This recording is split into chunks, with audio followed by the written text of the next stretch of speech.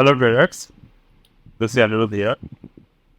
तो आज 9th of May 2024, तो मैं यहाँ पर मेरे एक और पोर्टफोलियो होल्डिंग के बारे में बात करूँगा। That is the Info Edge और द नौकरी। ये जो शेयर है, तो मैं अभी लास्ट कल से जो स्टार्ट किए हैं सीरीज़, मैं यहाँ पर मेरे एग्जिस्टिंग जो भी पोर्टफोलियो है उनके बारे में कुछ बात नहीं कर रहा हूँ। मैं यहाँ पर पोर्टफोलियो के ऐसे शेयर्स की बात कर रहा हूँ जो जहाँ पर मैंने रिसेंट टाइम पे एंट्री लिया है। हाँ, नौकरी पे मेरे पहले के होल्डिंग्स ऑलरेडी है, मैं वो शो नहीं कर रहा हूँ फिलहाल। मैं जो शो कर रहा हूँ यहाँ पर जो मैंने रिसेंट बाई किए। आप में से बहुत सारे लोगों में एक कंफ्यूजन रहते हैं कि जो भी शेयर्स होते हैं एक बार वो तेजी पकड़ ले तो हमें वहाँ पर एंट्रीज नहीं मिलते। That is absolutely wrong. अभी अगर 2024 में आप लोग 2008 के मार्केट एक्सपेक्ट कर रहे हो कि मार्केट एक बार दोबारा से 7,000 8,000 जाएगा, और अब तब जाकर आप वहाँ पर मार्केट को एक्सप्लोर करेंगे या फिर वहाँ पर जाकर आप मार्केट को बाई करेंगे, पोर्टफोलियो बिल्डिंग करेंगे, तो आप एब्सोल्युटली गलत तरीके से मार्केट को ऑब्जर्व कर रहे हो। क्योंकि अभी 2024 के जो वैल्यूएशन है मार्केट में, वो 2050 में जाकर 50,000 प्लस हमें निफ्टी देखने को मिलेगा। एंड डेफिनेटली 2050 तो मैंने बहुत ज़्यादा बोल दे उसके पहले। तो ये मार्केट के वैल्यूएशंस होते हैं, क्योंकि बिजनेसेस कंटिन्यूअस तरीके से ग्रो करेगा, इन्फ्लेशन इंक्रीज होगा, आपको कभी भी अभी जाकर पहले के भाव में कुछ नहीं मिलने वाला। तो definitely the same logic will apply on the share market. तो डेफिनेटली मैंने जो इन्फोसिस के अभी जो भी शेयर्स बाय किए हैं, यहाँ पर मेरे क्वांटिटी साइज कम है रादर दैन द जो जहाँ पर मुझे लगता है कि मैं क्वांटिटी साइज में ज़्यादा बाय कर रहा हूँ, क्योंकि वहाँ पर मुझे बहुत सारी चीज़ों को फैक्टर इन नहीं लग रहा है अभी भी, मतलब वो अंडर वैल्यूएशन पे है।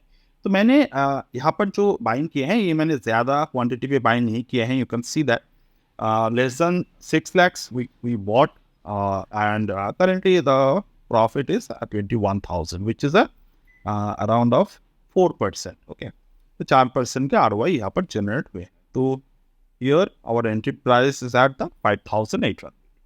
तो यहाँ पर जो हमने बाय किए हैं, let's understand the market technical deeply, and before understanding the deep technicals, हमें यहाँ पर एक चीज़ को ऑब्जर्व करना है। मैंने यहाँ पर इन्फो एज के ये फ्री टेलीग्राम चैनल है, तो यहाँ पर मैंने फंडामेंटल एनालिसिस के एक पोस्ट यहाँ पर डाले हुए हैं। तो यू कैन सी यहाँ पर बहुत सारी चीज़ों के बारे में मैंने बात की है। तो मैं पॉजिटिव की बात यहाँ पर नहीं कर रहा हूँ, but I am talking about the negative side of the share. Negative side क्या होते हैं? कंपनी जब भी अपने दूसरे बिजनेसेस पे इन्वेस्ट करते हैं, तो बहुत सारे टाइम वो बिजनेसेस की जो भी रेपुटेशन है, जो वैल्यूज है, जो पॉजिटिव है, उसके साथ साथ उसके नेगेटिव चीज़ों को भी आप लेते हो। तो यहाँ पर वही चीज़ें हमें देखने को मिला। There is a investment happened and there is a technical write up. तो आप जाकर ये पूरे रिपोर्ट मैंने यहाँ पर डाले हुए हैं, तो आप पढ़ सकते हो। और मेरे कंक्लूजन जो भी मेरे अंडरस्टैंडिंग है मार्केट को लेकर, तो मैंने वो भी सारे के सारे चीज़ों को डाले हैं। तो एक बात याद रखिएगा, ये सारे के सारे जो भी मैंने यहाँ पर बातें किए हैं, this all things are the long term perspective के लिए। ठीक है, तो यहाँ तक मैंने डिस्कस किए। Now let's talk about let's move to the technical part of the share. Okay, so now in the technical part what I can see now, यहाँ पर जो भी शेयर्स है, ये शेयर्स को मैंने एक टेक्निकल पैरामीटर के थ्रू बाय किए हैं। This technical parameter is called the EW prime, यानी कि ये एक प्राइम मूव है।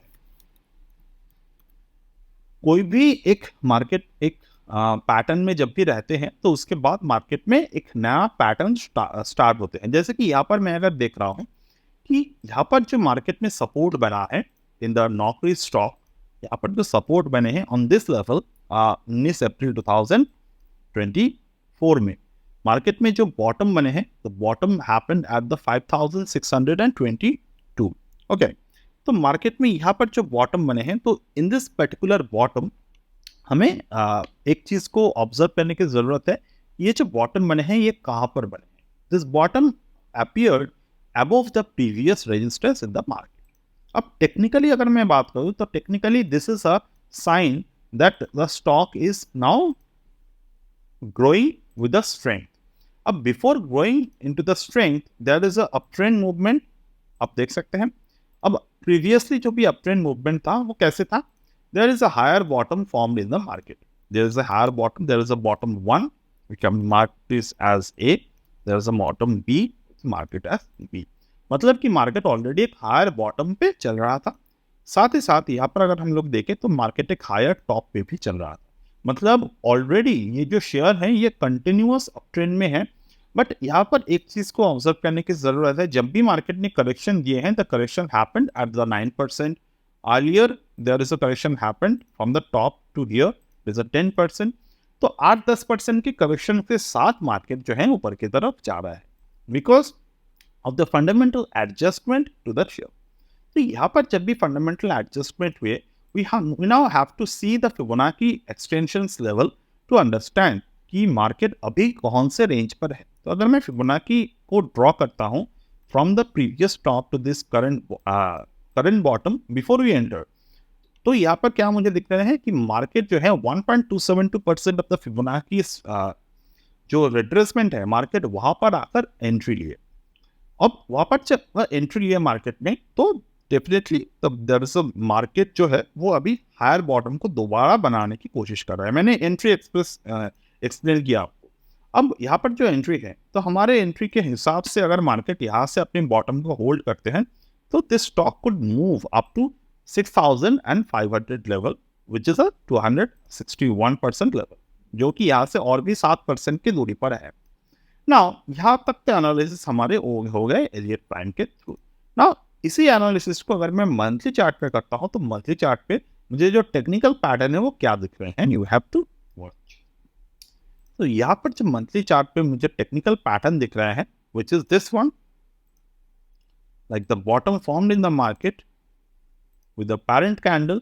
अब पैरेंट कैंडल के थ्रू मार्केट में जब ब्रेकआउट आए और उसके ऊपर मार्केट के रिसेंट जो ब्रेकआउट आए हैं this breakout happened above the bullish.